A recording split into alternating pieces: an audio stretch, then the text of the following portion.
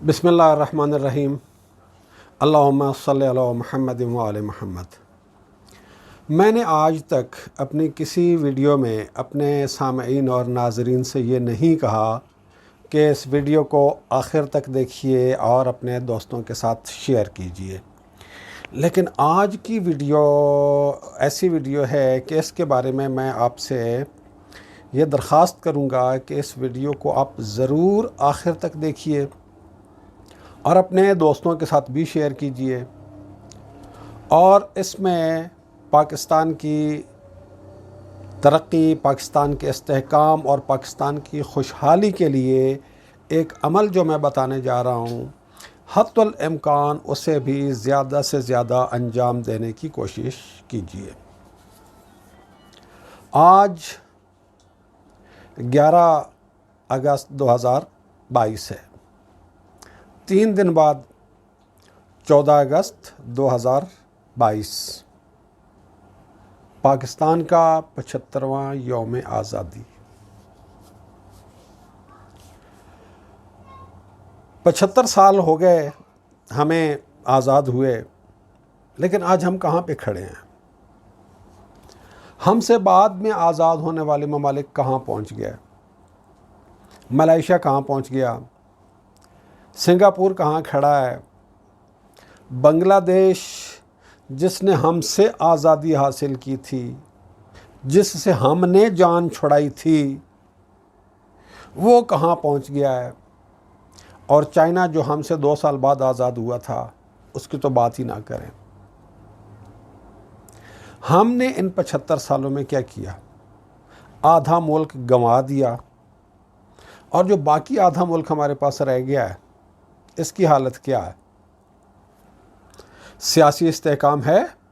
बिल्कुल नहीं है। मुआशी इस्तेहकाम नहीं है। आम आदमी को अदल व इंसाफ की फराहमी के निज़ाम का इस्तेहकाम है? बिल्कुल नहीं है। आम गरीब आदमी के बच्चों के लिए तालीमी निज़ाम? बिल्कुल नहीं है। आम गरीब आदमी के लिए सेहत का निज़ाम ना होने के बराबर है। आम आदमी की दाल रोटी का निज़ाम सबको मालूम है कि क्या सूरत हाल है। आज हम अपनी तारीख़ के सबसे ज़्यादा ख़तरनाक और सबसे ज़्यादा हसास दौर में खड़े हुए हैं। मुस्तक़बिल क्या है? हालात को देखा जाए, जिस तरफ हालात जा रहे हैं, तो बज़ाहिर कोई मुस्तक़बिल भी नहीं है। लेकिन हमें मायूस होने की ज़रूरत नहीं है। अल्लाह की रहमत से मायूसी कुफ्र है। अल्लाह की रहमत से मायूसी गुनाह कबीरा है, और अल्लाह की रहमत से मायूसी बहुत बड़ी गुमराही है। जिस तरह हम अपने बाकी मामलात में कोशिश करते हैं, कोशिश के साथ दुआ भी करते हैं, तो अपने मुल्क, अपने वतन, इसके बेहतरी के लिए भी कोशिशें भी करनी हैं। जिसने कोशिश करनी है वो ईमानदारी से कोशिश भी करे, और साथ दुआ भी बहुत ज़रूरी है। रूहानी आमाल जो होते हैं वो सब दुआ ही की एक किस्म होते हैं।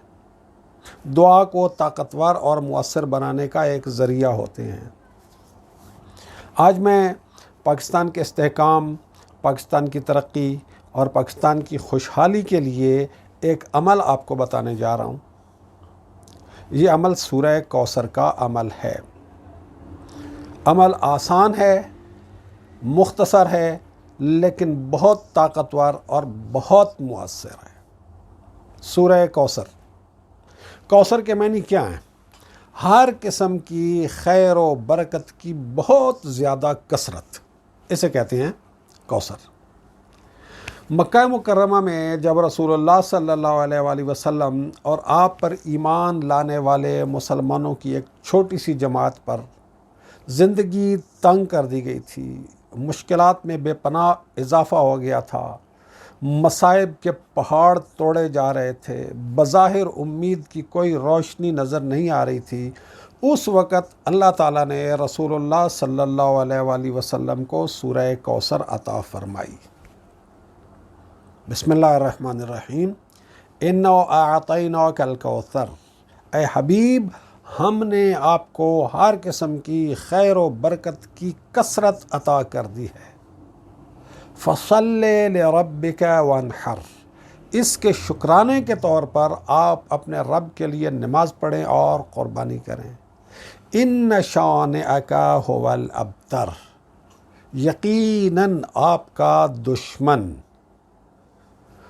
ناکام اور نامراد ہوگا، مکمل شکست، مکمل تباہی اس کے نصیب میں ہوگی، اس کا کوئی نام و نشان نہیں ہوگا، اس کا کوئی نام لینے والا نہیں ہوگا، وہ ابتر ہوگا۔ یہ اللہ تعالیٰ نے سورہ کوثر رسول اللہ صلی اللہ علیہ وآلہ وسلم پر نازل فرمائی۔ سورہ کوثر کے بہت سے اعمال ہیں اور مختلف قسم کے مسائل کے حل کے لیے روحانی علماء ان کو تجویز کرتے ہیں۔ میں آج پاکستان کے حالات کے لحاظ سے، پاکستان کے مستقبل کے لحاظ سے، پاکستان کے استحکام، ترقی اور خوشحالی کے لحاظ سے، جو کہ ہماری آنے والی نسلوں کا استحکام ہے، ہماری آنے والی نسلوں کی ترقی اور خوشحالی ہے، اس کے بارے میں سورہ کوثر کا ایک آسان سا عمل آپ کو بتا رہا ہوں۔ یہ عمل آپ اپنے ذاتی مسائل کے لیے بھی استعمال کر سکتے ہیں۔ کاروبار کے مسائل ہیں، ملازمت کے مسائل ہیں، مالی تنگی کے مسائل ہیں، صحت کے مسائل ہیں، گھر میں کسی قسم کی پریشانی ہے، آپ اس کے لیے بھی اس عمل کو انجام دے سکتے ہیں۔ لیکن آج جو میں گزارش کر رہا ہوں وہ یہ ہے کہ پاکستان کی بہتری کے لیے، پاکستان کے استحکام، پاکستان کی ترقی، پاکستان کی خوشحالی کی نیت سے اس عمل کو انجام دینا ہے۔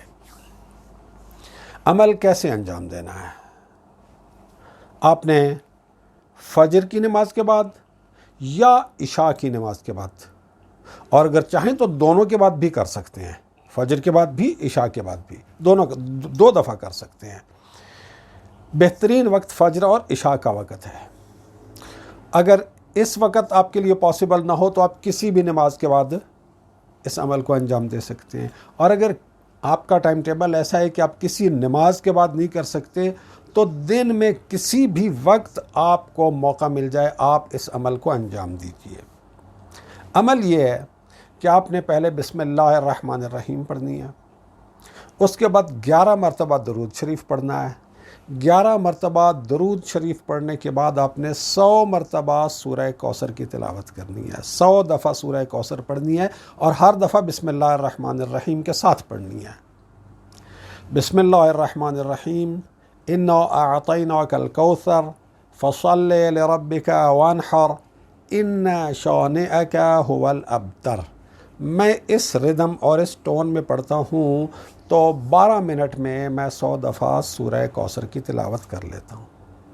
تو 100 دفعہ سورہ کوثر پڑھنے کے بعد پھر آپ نے 11 دفعہ درود شریف پڑھنا ہے، اور درود شریف پڑھنے کے بعد پھر آپ نے اللہ تعالیٰ سے پاکستان کے مستقبل کے لیے، پاکستان کے استحکام کے لیے، پاکستان کی ترقی اور پاکستان کی خوشحالی کے لیے دعا مانگنی ہے۔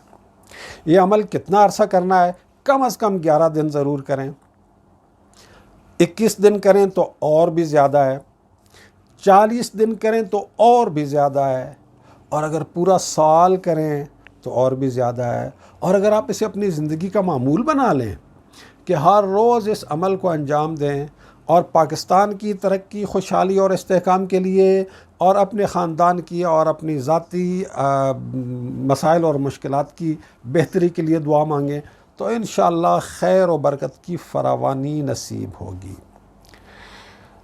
ہم جو اعمال انجام دیتے ہیں، جو عملیات انجام دیتے ہیں، جو اذکار اور جو اوراد اور وظائف پڑھتے ہیں، اس کے بارے میں ایک پوائنٹ ضرور پیش نظر رہنا چاہیے کہ اگر وہ ذکر، وہ صورت، وہ آیت جس کا عمل ہم انجام دے رہے ہیں، اگر ہم اس کے معنی کو بھی جانتے ہوں، اور اس کے معنی کو جتنا زیادہ بہتر طریقے سے جانتے ہوں، تو اس کی تاثیر اور زیادہ بہتر ہو جاتی ہے، اور جتنا ایمان اور یقین کے ساتھ کرتے ہیں اس سے بھی اس کی تاثیر میں اور اضافہ ہو جاتا ہے۔